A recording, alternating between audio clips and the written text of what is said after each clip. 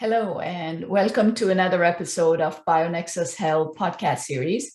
Today, we're going to do something a little bit different. Today, we have a wonderful guest practitioner from across the pond. We will be speaking today to Gilian Crowther.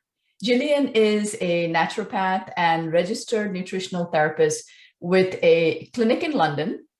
She gained qualifications in complementary therapy in Germany for many years, studying the mitochondria in particular, before taking up further training in the UK. As Director of Research for the Academy of Nutritional Medicine, AONM, Gillian is responsible for clinical training on the range of tests they offer, including the full range of their tests on infections, mitochondria as well. Gillian regularly holds talks both for practitioners and the public on nutritional medicine, mitochondrial therapy, and testing, as well as writing and reviewing articles for journals. So Gillian is a friend, a colleague, and it is my honor to welcome Gillian to the show today. Welcome to the BioNexus Health Podcast with Dr. Jodie A. Dashore, who holds a Ph.D. in Integrative Medicine, is board certified in Integrative Pediatrics, an internationally recognized pioneering clinician, and author. And now here's your host of BioNexus Health Podcast, Dr. Jodie A. Dashore. Please help me to welcome Gilian Crowther from the UK. Gillian is an absolutely wonderful dynamo of information regarding everything mitochondria and the cell danger response. And, I'll let her take it away. Welcome, Gillian. Thank you so very much for being here today. Thank you so much for having me. It's a great honor. The honor is all mine. It's been an honor and a privilege to have known you for so many years.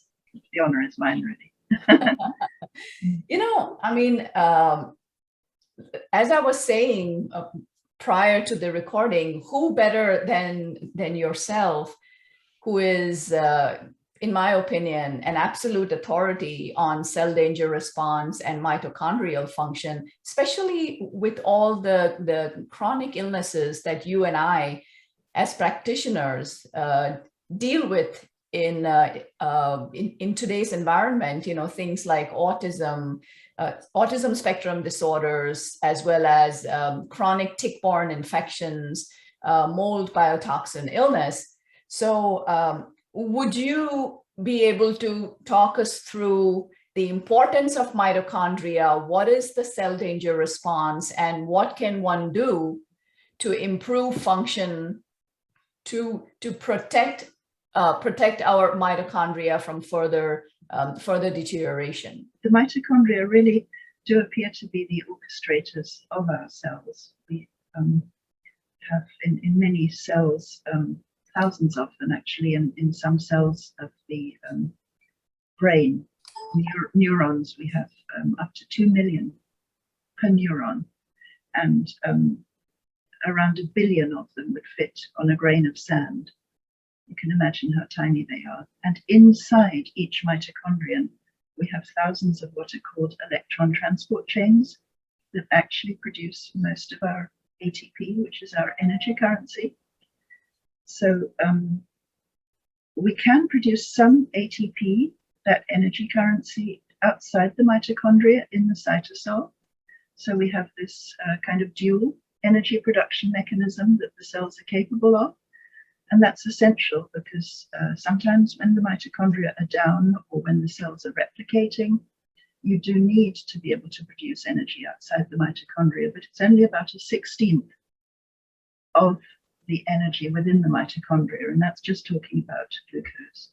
So that one molecule of glucose produces about, in total, about 34 ATP from the mitochondria, and only about 2 from outside. So that means that you really are, it's a bit like burning a candle on the outside of a boiler or something if your mitochondria go down and you're just sort of subsisting.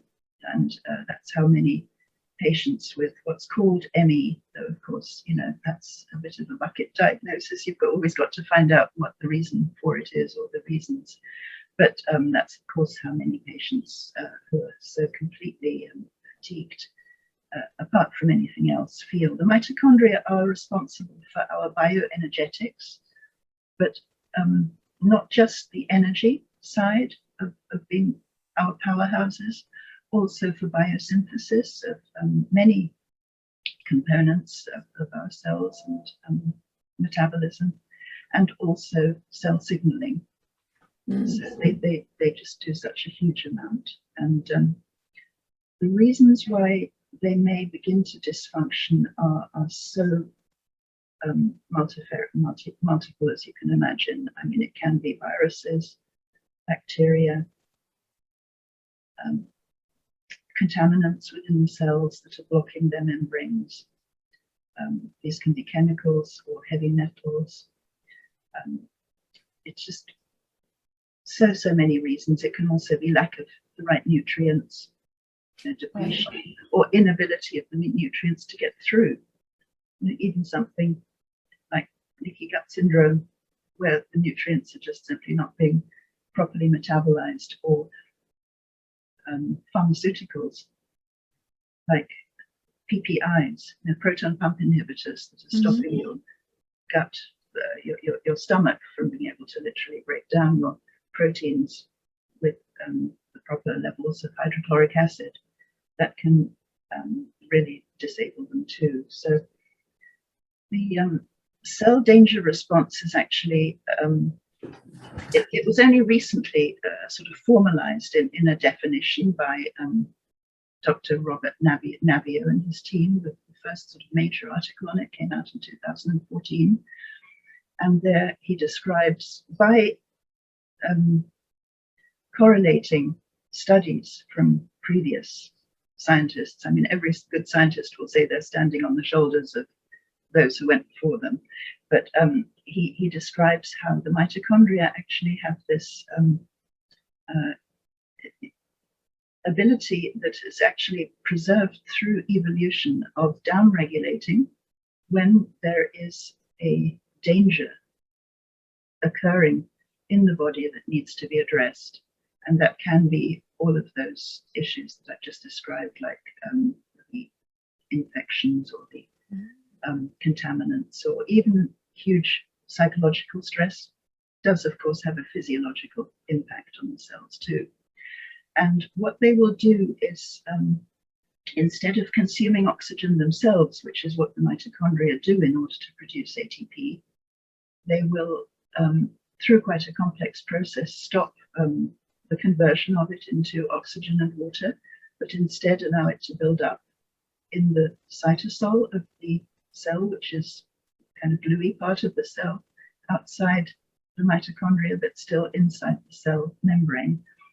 And the higher levels of oxygen are, they change the pH. They're very acidic. They can help to kill the bacteria and viruses that are there to a certain extent, but also because they help to build up the various different antivirals and antibacterials that the cell is capable of making, but they need the energies of outside the cell in order to, outside the mitochondria in order to do that. And it's a whole raft of different processes that take place. Dr. Navio has identified about 8 steps, and I'm sure he'll discover, and his teams will discover more. But it includes stiffening the cell membranes in order to stop the pathogens, if that's what they are, from being able to enter, and releasing these antimicrobial and antiviral chemicals, as I just mentioned, and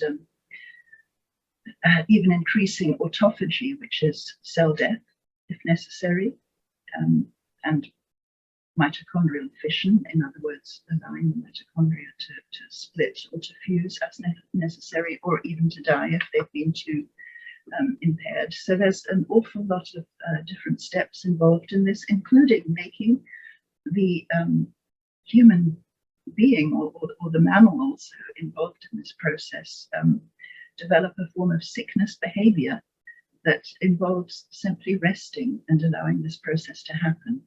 So to a certain extent, at the beginning, when it's acute, it's protective.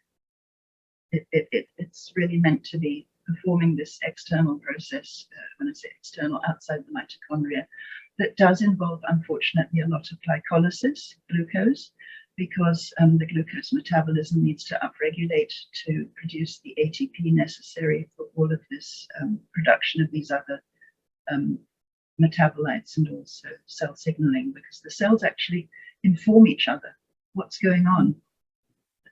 The little phytochemicals shoot around as pyrimidines, and they inform each other that this is what's necessary at the moment. So the problem is when either the reasons for this are not addressed, because you either can't find them or you're not even aware that this process is taking place, or at a later stage, this process can become fixed, as it were. It can develop into almost a cellular memory where it just doesn't switch back on again. And this is something that the team of doctors and other scientists that I studied with in Germany, actually, about 20 years ago, when I became fascinated in this, they had recognized this at that time and called it the switch. The switch, when, in German, they used sort of German language for it, and it was a lot more complex, but basically it was that the mitochondria just didn't switch back on again. And Dr. Navio calls this anachronistic, in fact, no, I'm sorry, not anachronistic, anacroadaptive mitocellular dysfunction. So he's got a very complicated name, but when I saw that, I recognized that's what he's talking about. This mitocellular dysfunction where the mitochondria don't switch on again, even though there's no reason really for them to continue this process. And so there are really two reasons why you might have this mitochondrial dysfunction continuing to the extent that you really notice it, because obviously not all the mitochondria in the body will be affected, and sometimes it's just organ related, and sometimes you just, it's not to the extent where it would really interfere with your life hugely. Aging involves a degree of mitochondrial dysfunction as well.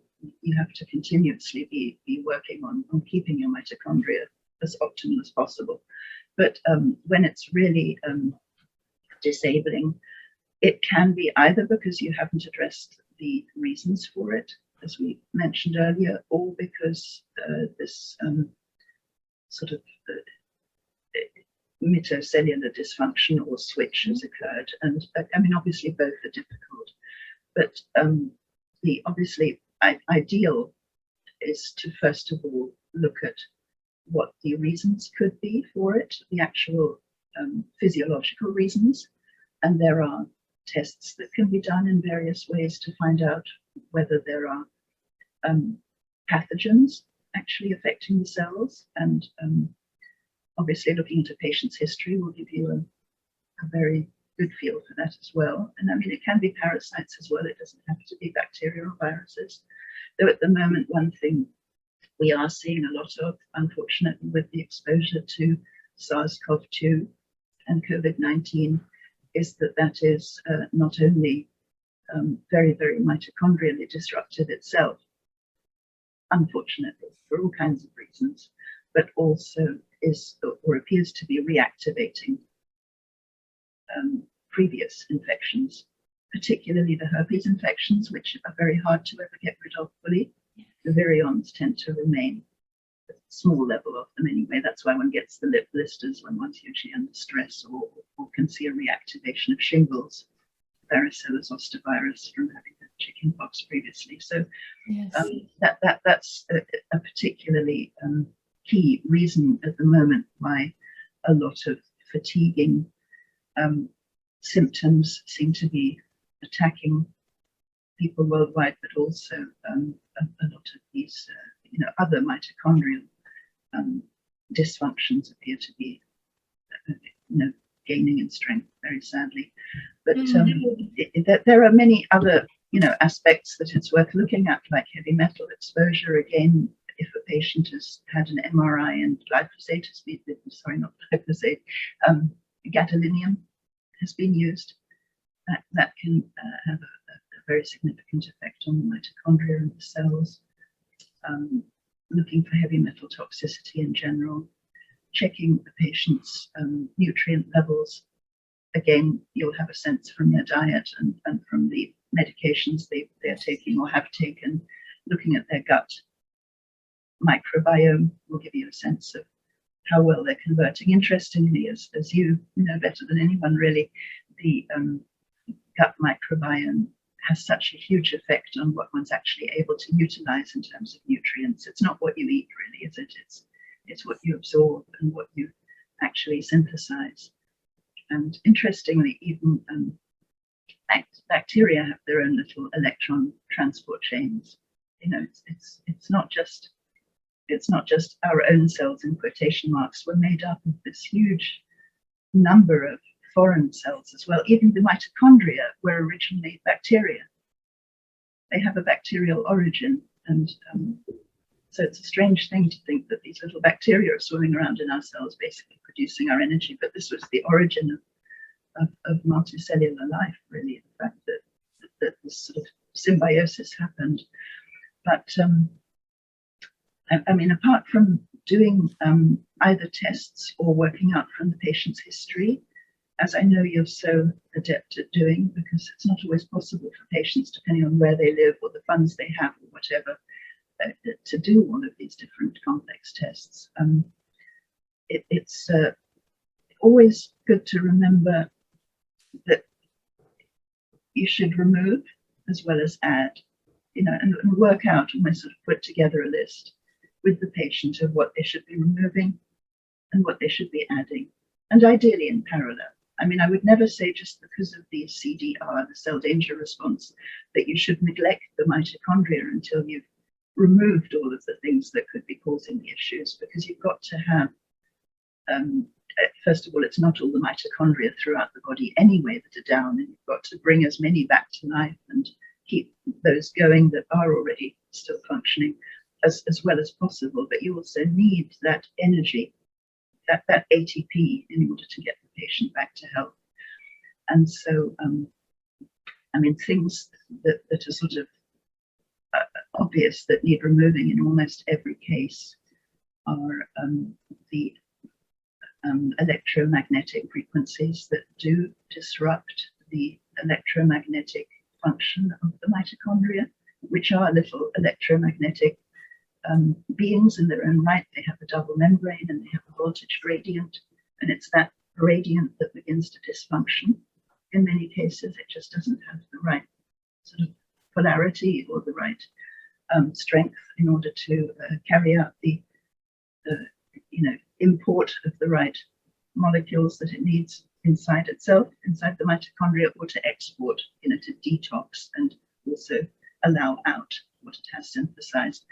So the electromagnetic frequencies that we're exposed to exponentially now over the last decades is absolutely huge. And the voltage gated calcium channels that particularly Professor Paul has looked into and done studies on show that under EMF impact, they will begin to gape open and not sort of open and close in the way that they should, and the cells can become literally gunged up with calcium that proteinates. It's no longer ionic and it doesn't function together with potassium in the way it should, and it doesn't sort of dance in this way it should, and the cells simply cannot, or again the mitochondria cannot function optimally. So reducing the impact of EMFs, and with children particularly, this is so hard, isn't it? Because they're so reliant, and especially during the corona crisis, where for more than a year and a half we've been locked up, and they've become so dependent on their, even more dependent on their electronic devices. And also the means of communication that we're now dependent on, that we have to, if we want to contact others, use our phones. And I mean, in England, I heard the other day they're even discontinuing the fixed phone network, within, I think, a year or something. So we'll be totally reliant on mobile phones. I wasn't aware of that. I'm sure, if it's happening there, it's not going to be far off here as well. But yes, in fact, ironically or sadly, what I've seen here, that the districts in the United States that are supposed to be the best, the school districts that are supposed to be the best for special education, they pride themselves in having wireless devices for each autistic child. So they are on there, pretty much 6-7 hours a day, I would imagine. And then they go home and there's additional exposure. So yes, all the points that you've made, you spoke about the down regulation of mitochondria because of underlying causes, the causes that you highlighted, mold biotoxin illness being, mold exposure, right? Yep. Multiple additional components to this, like you mentioned, viruses, especially the herpetic viruses. You mentioned heavy metals. Often I find vaccine damage, vaccine adjuvants and additives in children diagnosed on the spectrum as well. So would you say that this down regulation in mitochondrial function is similar or the same as mitochondrial hypometabolism? I would say so, yes, absolutely. In fact, Dr. Navio has done studies and particularly looking at people who've been diagnosed with ME/CFS, yes, and has described it as exactly that. He's used the word Dauer, which in German sort of is almost like hibernation, what bears do in the winter or something. That it's just like the mitochondria have gone into this state of suspended animation. One other thing that I agree with you when you mention is many patients, depending on financial situation, are not able to afford the extensive testing. So that leaves it, more or less, it should be a clinical diagnosis to begin with, right? Lab tests are tools that help us further customize. But there is nothing, I was trained in the old school where taking history, detailed history, medical, personal, emotional, social, psychological, there are various components to history as a whole. And each one of these components contributes towards the medical history if it is affecting the patient medically, if that is how all of the life stresses are manifesting in the patient as a medical concern. So yes, physical, emotional, psychological, spiritual, environmental, all of these need to be taken into consideration. So tell me, once the switch happens, right? If once somebody is switched, I've come across this term switched with muscle testing as well. Many patients are switched. And once it goes into cell memory, right? Once the mitochondria are switched and the cell memory is switched, what is the comeback to that? Is there any antidote once that stage is reached? Well, I think this is currently what we're in the process. It's almost like a sort of new era that we're in. Well, I'm sure it'll link back to the past as well. But now that this has been recognized, we are in the process of gathering tools to find out how to do that. But it doesn't need to be so complex, I don't think, at the beginning at least, because I love the phrase that someone called Dr. Cruz, a neurologist, uses, which is food is essentially a barcode of light, energy, and information. And just sort of getting the right food in. And again, this will involve a lot of removing, because you're going to be removing the sugars and the processed foods and the excess sodium and so on that are so, detrimental again to the mitochondria. But getting that right can help hugely. and doesn't even have to be that expensive. Though again, organic is very useful because that can have, led to the wrong information being fed to the cells. But ultimately, the drive that exists within us is vitality, isn't it? Is the desire to live fully. And that's what our cells and our mitochondria want us to do as well. So we can coax them back. Absolutely. I mean, at least I'm seeing that. I know that you're seeing that. And, therapists across the world know that that's the case. So we don't have to be, terrorized by this sense that they've got switched and they're never going to switch back. But it's beginning with removing the right things, like excess glucose will allow viruses and bacteria, and no doubt molds as well, to proliferate, as well, of course, as cancers. I mean, it's just, quite a hard thing, often, again, with children particularly, to switch them from a more carbohydrate-heavy diet back to a more balanced paleo ketogenic diet. But, the more ancestral way to go appears to be, there are many, many pathways for the mitochondria that show that they will react much, much better. For example, I talked about 34 to 36 ATP from one molecule of glucose, but the mitochondria will make much more energy from fats. 146 ATP from one molecule of oleic acid, for example, which comes from olive oil. So, and the different oils all have, different abilities to produce ATP. The number isn't the same for all of them. But it does appear as though our mitochondria are actually primed to work on fats, mostly, apart from in the brain. There are some areas of the brain that do need glucose, but even there, ketones, we've seen that in children with epilepsy. Exactly. Ketogenic diet can really, really work well.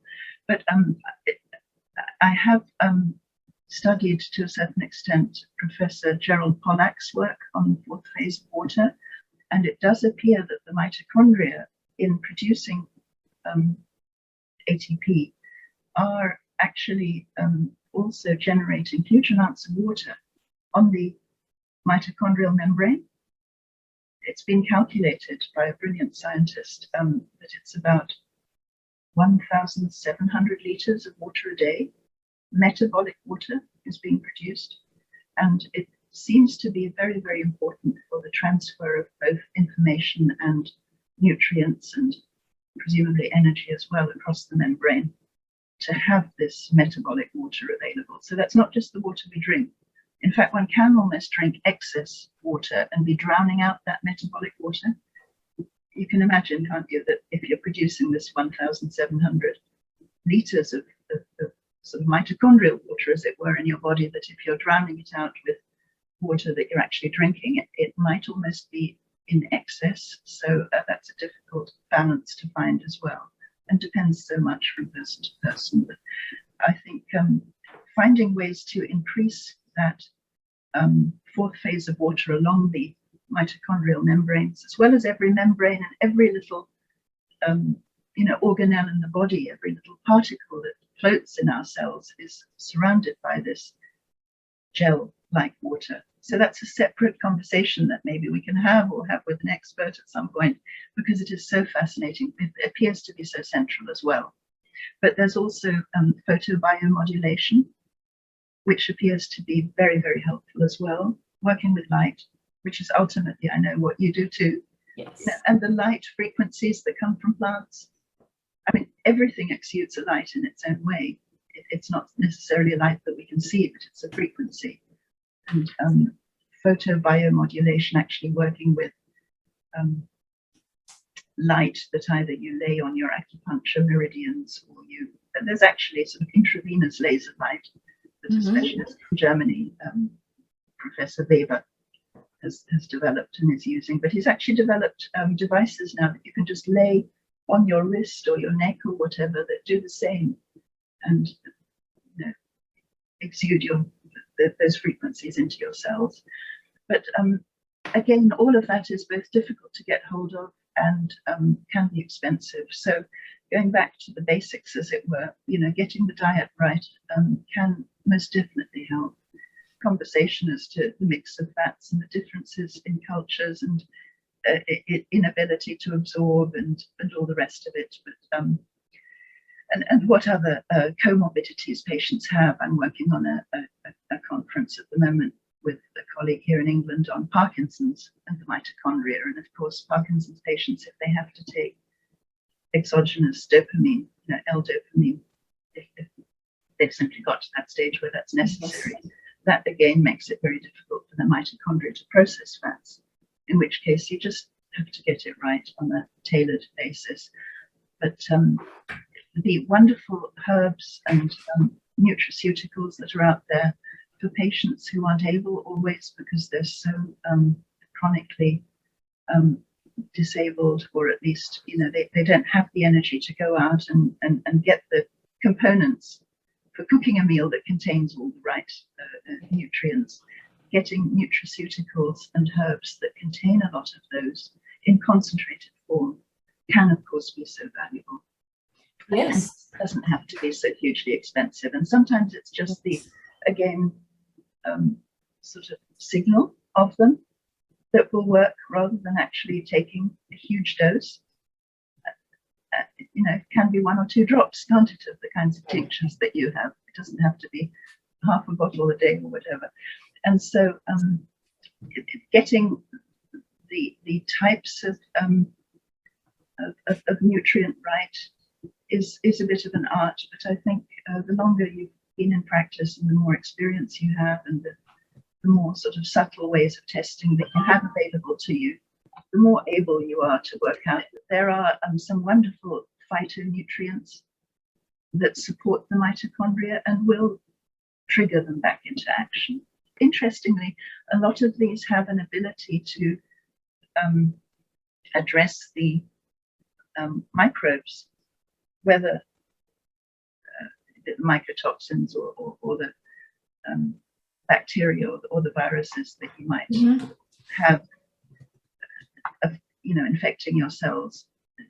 There are some wonderful nutrients that will both trigger PGC1 alpha, which instigates mitobiogenesis. It actually helps for new mitochondria to be generated, but resveratrol contains a lot of that. Japanese knotweed, for example, but it will also address it's been found in several studies. One has just come out again, and I know Stephen Booner and others have found that it's so helpful in addressing Borrelia and also Bartonella and Babesia. Yes. 3 tick-borne infections. And so, often you can sort of use a few remedies that will do several things as well as supporting the mitochondria. What was that molecule that you mentioned? Did you say TNF alpha? I did not catch that. PGC alpha. PGC alpha. Yeah, it is responsible for mitobiogenesis and quite a lot else as well, but it's particularly driven by Japanese knotweed. Resveratrol is high in that. Yeah. And strangely, that's seen as a weed here in England. You can't even sell your house easily if you've got Japanese knotweed growing. Knotweed. Yes. The same here. It's considered an invasive species of plant. And, it's interesting because ancient yogic wisdom tells us that if you have any specific herbals that have become invasive in your backyard, pay attention, because that is Mother Nature giving you a clue. That is a signal from the universe that, hey, this is an invasive that is kind of like, in your face herb, which is asking you to pay attention. And like, for example, Japanese knotweed is used for various medicinal purposes. And it would be time to wake up and pay attention to what the medicinal value of that particular invasive in your backyard. Like I've had honeysuckle, pokeweed, a lot of dandelion, stinging nettle, which grows wild in my backyard. And look at what happened to myself and my son. We had all of these tick-borne infections and what have you. So very interesting. Yeah, and then all the different colors of the rainbow as well. Fascinating the way they correspond, both by all accounts, to the different complexes in the electron transport chain, which is where along the mitochondria the ATP is produced, but also perhaps our chakras. And I mean, just looking at the reds and the oranges and the yellows and the greens and the different foods that contain those phytonutrients and combining them beautifully. I mean, it's as easy as saying a rainbow diet, isn't it? I know that. Exactly. I know that that's a difficult thing to operationalize sometimes, depending on what foods you actually have around you. But the beautiful science behind pomegranates, or carotenoids, or catechins, or allicin, or the blueberries and blackberries, and those beautiful sort of purple berries. They all have an influence on the electron acceptors in our mitochondria, and I'm sure they can be woken up by taking the right nutrients.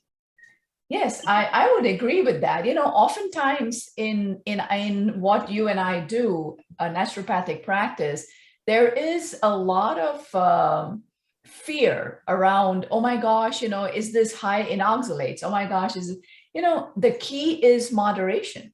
That's what it is. You can't be scaring yourself over beautiful foods that are available to you, especially if they are in season.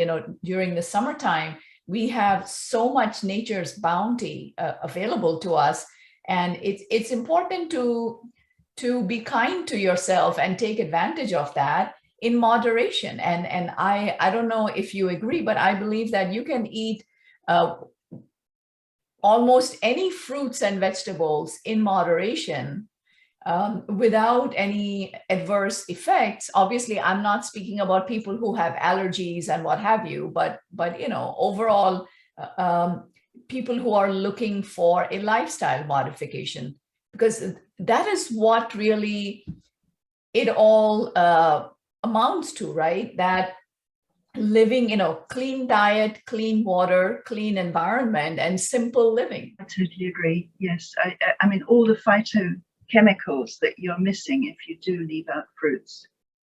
I mean, sometimes you do need to extract those phytochemicals from the fruits if you would benefit from having large numbers of antioxidants, for example, to build up your cellular defenses again. Then, not taking in the full quantity of glycemic index, glycemic load that would be involved in taking enough of the carotenoids or whatever to reach a sort of a supraphysiological effect.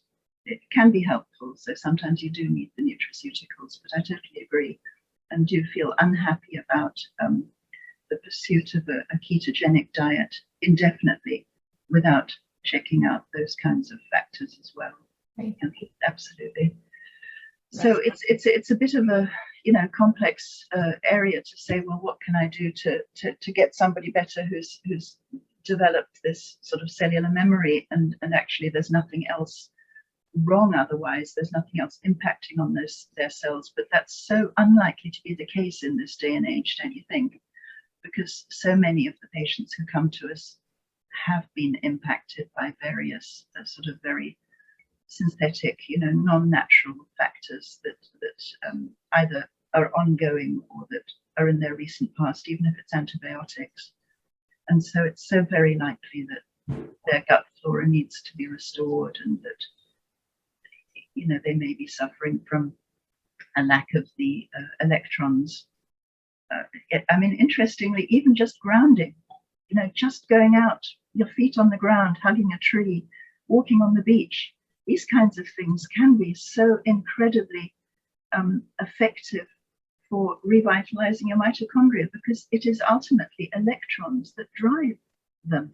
It's not even the foods. I mean, of course, you need the nutrients from foods to go in and produce the synthetic, it synthesizes the molecules that will then drive the electron transport chain. But ultimately, it's just electrons that are hopping over from one complex to another to the end. And then magnesium is vital for that final complex, ATP synthase. Without magnesium, you're not going to be able to drive it by all accounts. But it's, you know, the electrons that you can get from proper ionized air, if you are unable to go out for long periods because of these ghastly lockdowns that we're going through or whatever, you know, there are ways and means of thinking that through and making it affordable, aren't there? Yes, I would agree. You know, one thing that you said was truly fascinating about the metabolic water that's produced, because there are people and patients that I know that drink an excessive amount of water. Yeah. So would you be able to elaborate a little bit more? So if you are drinking an excessive amount of water because you've read somewhere and are convinced that you need to drink gallons upon gallons every day to keep yourself hydrated, what would you say to those people? Well, I don't believe there is a study that's evidenced that you do need to be drinking your 2 liters of water or whatever a day. I do know of, even professors who've sort of studied this for years and years, who say that they feel it's better to obtain their fluids, their hydration from fruits, for example, and other, substances like even chia seeds that will expand in water and then produce, by all accounts, this sort of gel-like 4th phase of water in your cells, simply to not be, of course you need a certain amount of water, and you're going to be, taking your capsules or your tinctures or whatever with a little water. Of course, you probably need your 1.5 liters a day or so, as long as it's sort of good, filtered, clean water, spring water. But huge amounts are likely to be drowning out your metabolic water. And we could have a separate call. Maybe we can get Professor Gerald Pollack on one of these podcasts. Wouldn't that be absolutely amazing? But there are specialists out there who say that deuterium, which is contained in some waters, is death to the mitochondria, and that it's the metabolic water that actually increases your deuterium of a particular type. I may be getting this all wrong because I'm not a specialist in this field at all, but it's a huge field of study in its own right that again is only sort of developing its sort of scientific clothing in the last few years, even though again it's probably been known about for millennia. Yes. But it's something I do pay attention to in patients, and one of the questions I always will ask and didn't always in the past is how often they're urinating. And it's incredible how many patients feel that urinating about once an hour is sort of normal, and they'll just say that to you and you'll kind of think, oh my goodness, what's going on there? And the pituitary issues and so on that may be involved in that, the hormonal. One fascinating point, by the way, is the extent to which hormones are linked to the mitochondria as well, because cholesterol has to be cleaved on the inner mitochondrial membrane by one of the CYPs, CYP 450cc, and without mitochondrial function, or ordered mitochondrial function throughout the body, you'll be doing a lot less of that, and you may well develop higher levels of cholesterol in the blood, but the cholesterol isn't being broken down into the steroid hormones in the steroidogenesis that you need. And so you've got a disordered level of hormones being produced in the body, and it's because of mitochondrial dysfunction. There's very little you can do about that until the mitochondria are back in order. So you can't assume that it'll work by just, giving bioidentical hormones or whatever. I'm sure you've seen this time and time again with your patients, maybe even reacting badly. Yes, I couldn't agree more. I've seen that in my practice as well. It's it's difficult to explain to the patient that how a bioidentical hormone may be doing more harm than good. Synthetic, yes, horse estrogens, you need to stay away from those. but bioidentical, additionally, what I find on an average, it takes about a year and a half from both clinical and personal experience in order to be able to find that sweet spot with bioidentical hormones. And especially with women, I think it's important to understand where your hormones are. And it's important to support your body if there is any kind of a lack, especially when going through chronic illness. So that yes, you mentioned Professor Pollack, and yeah, that would be as this podcast series evolves. Like I'm as you know me, I'm not much for the camera. I get tongue-tied in front of the camera. I'm not an extrovert. I'm more of a quiet, introverted personality. So, so I'm slowly learning to do an interview.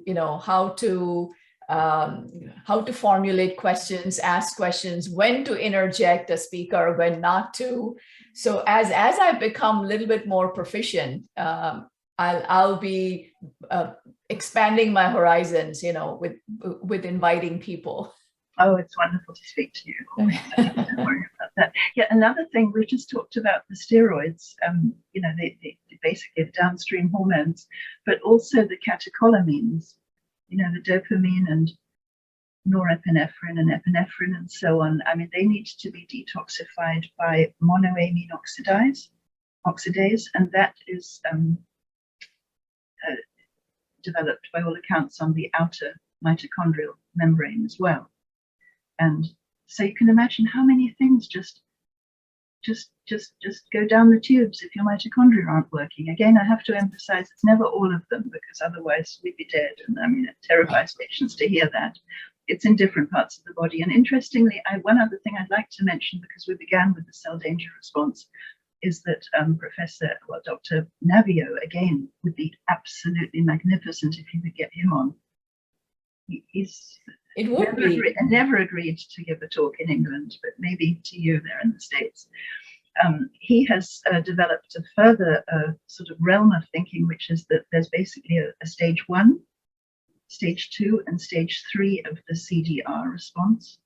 He calls it CDR 1, 2, and 3. And again, this is always developed in teams and trialed out with other doctors and so on. It's not just him sort of sitting in an ivory tower thinking this out. And he's doing studies. He's even being given sort of millions by NIH to do these studies on ME patients and so on, which is excellent, because it's been very hard for them to find funding in the past at all. Yeah. But he has, differentiated this very, very carefully into these 3 phases. And the middle phase is the CDR2, is aerobic glycolysis, which is the Warburg effect. The Warburg effect. Which Warburg discovered way back in the, I think, 1930s. I mean, he got a Nobel Prize.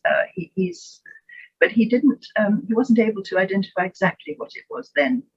He called it atom ferment, fermentation of oxygen. But it's when the cells are actually producing these extra mitochondrial metabolites, like carbohydrates and fats and proteins, in order to rebuild new cells after the assault on cells that's necessary in inflammation. Inevitably, you'll have some cells going down, dying.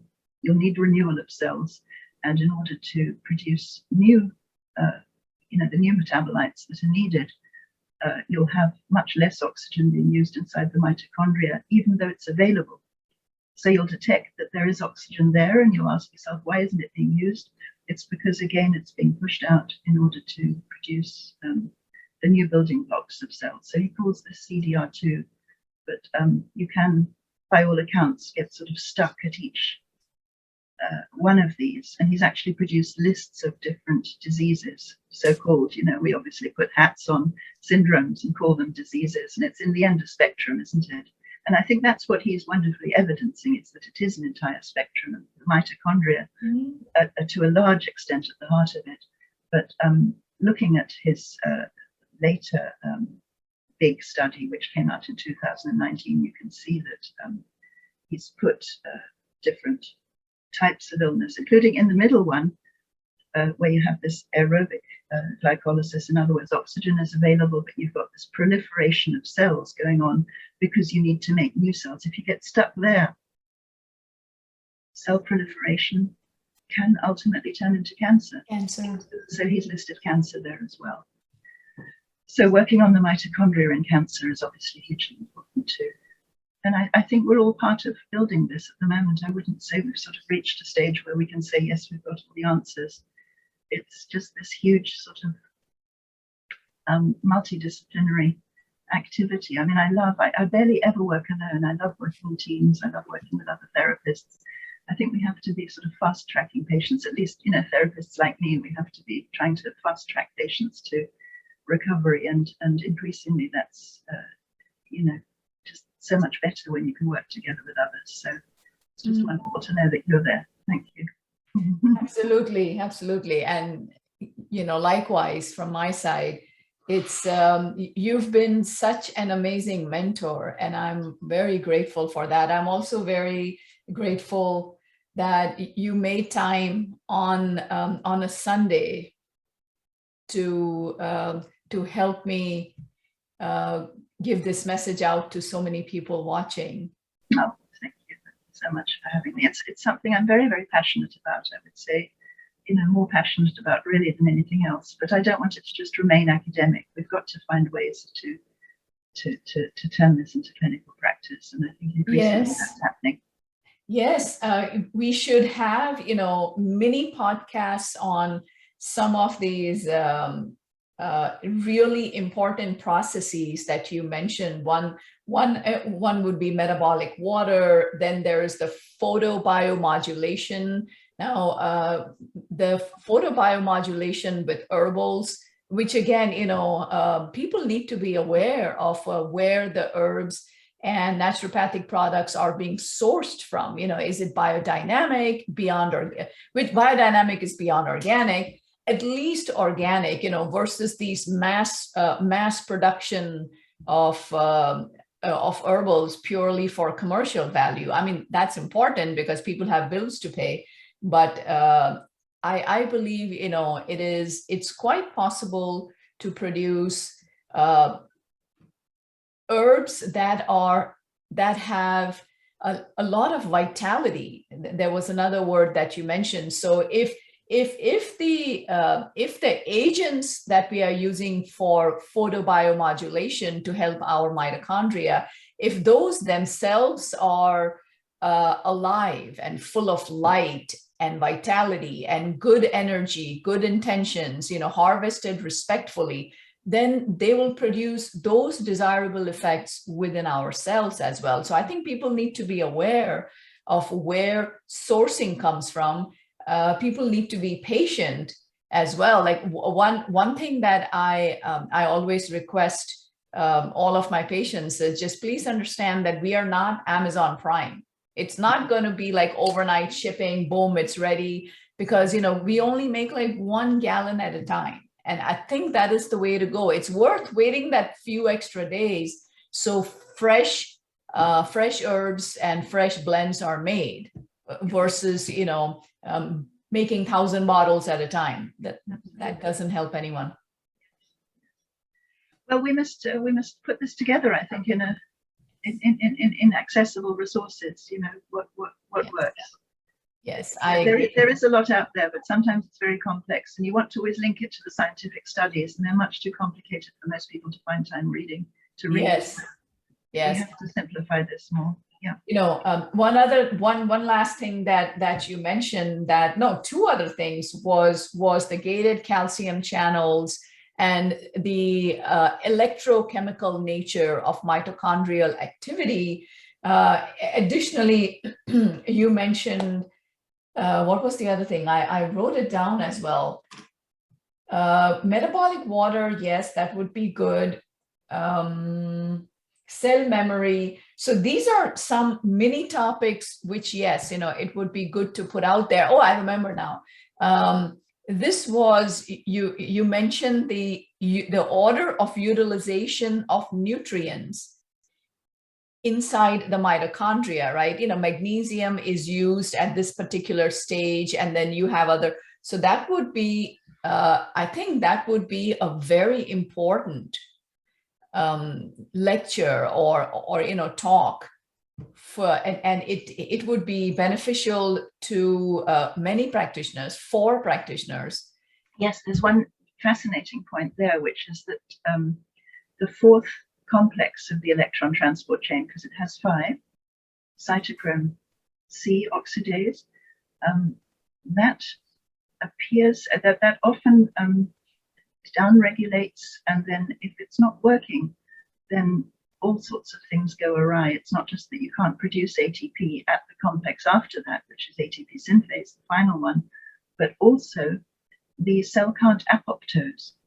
And if you have cancer, that's the worst thing possible. You have to be able to kill cancerous cells. Right. And so curcumin appears to resonate at the same frequency, quite literally, when you look at the wavelength with the most advanced scientific instruments. This isn't esoteric. You see that it has almost the same frequency as cytochrome C. And it's possible, and this is something that way back, 2 decades ago, when I was studying this in Germany, the doctors involved said, is that it looks as though curcumin can possibly bridge, sort of act as a surrogate almost for cytochrome C and reactivate complex 4.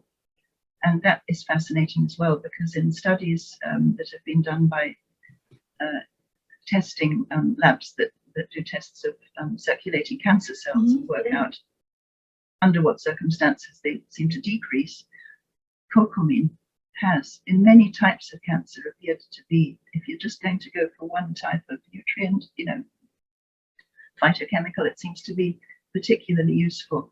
And maybe this is the reason.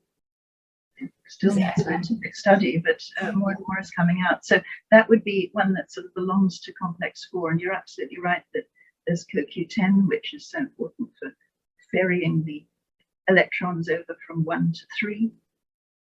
Many, many different nutrients that are involved at each particular complex. And increasingly, it can be even tested. Again, expensive, complicated, but it can be tested which complexes are down and which need further support. But in the end, the main thing is to even get the nutrients into the cell in the first place. And beyond that, you've got to get the Krebs cycle working as well. So, we just mustn't make it too complicated. We must find the simplicity beyond the complexity, I think. That is so beautifully said. Yes. And I might quote you on that in my next book. Yes, we have to help our patients and find simplicity beyond the complexity. However, as a practitioner, it's important to know these various intricate, complicated mechanisms in order to come up with the best plan for our patients. And absolutely. Yeah. So on that positive note, I will bring us to the conclusion of today's podcast. And again, thank you so very much for being here. Thank you for joining Master Herbalist Dr. Jodie A. Dashore, Director of the BioNexus Health Clinic and BioNexus Herbals, on the BioNexus Health Podcast, where we explore and share information and stories about recovering and healing from chronic and environmental illnesses such as mold biotoxin illness, Lyme disease, autism spectrum disorder, fatigue, Crohn's and colitis, mast cell activation syndrome, PANS, and more. Please help us grow our message by subscribing to our podcast channel and sharing the podcast on your social networks. For more information, visit bionexushealth.com. Information within this video, audio, or text, collectively known as the podcast, has not been reviewed by the FDA. Nothing within the podcast is intended as or should be construed as medical advice. Information is for general informational and educational purposes only. Consumers of the podcast should consult with their healthcare practitioners for medical recommendations. Seek the advice of a qualified healthcare provider. Do not disregard the advice of a healthcare provider based on any information from the podcast. The information within the podcast may contain information concerning dietary supplements or over-the-counter products that are not drugged. Our dietary supplement products are not intended for use as a means to cure, treat, prevent, diagnose, or mitigate any disease or other medical or abnormal condition.